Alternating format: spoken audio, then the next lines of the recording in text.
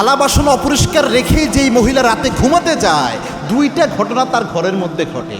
এটা হয়তো অনেকেই জানে না, আশ্চর্য একটা বিষয়।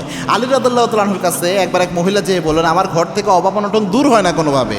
সাইয়েদনা আলী রাদিয়াল্লাহু তাআলা আনহু বললেন, তুমি কি রাতের বেলায় থালা বাসন যে রয়েছে, পাত্রগুলো রয়েছে, অপরিষ্কার রেখেই ঘুমাতে যাও নাকি? ওই মহিলা বললেন যে, আপনি কেমনে জানলেন এটা?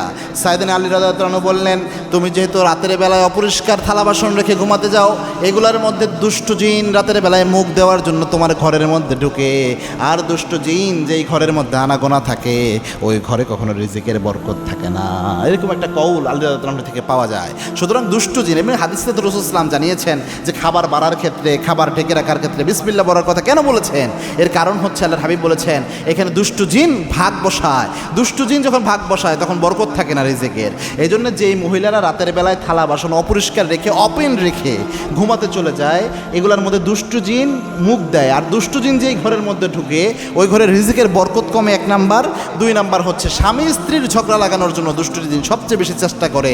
কেননা দুষ্ট জিন সবচেয়ে ইবলিস শয়তানরে খুশি করতে পারে স্বামী স্ত্রীর ঝগড়া লাগাইতে পারলে এবং তালাক ঘটাইতে পারলে। এটা মারাত্মক বিষয়। এই জন্যে এই কাজটা করবেন না। যদি কোনোভাবে রাতে পরিষ্কার সম্ভব না হয় করা, তাহলে আপনার বেসিনের মধ্যে উল্টাইয়া রাখলেন, বা সবগুলো এক জায়গায় করে একটা কিছু দিয়ে ঢেকে রাখেন।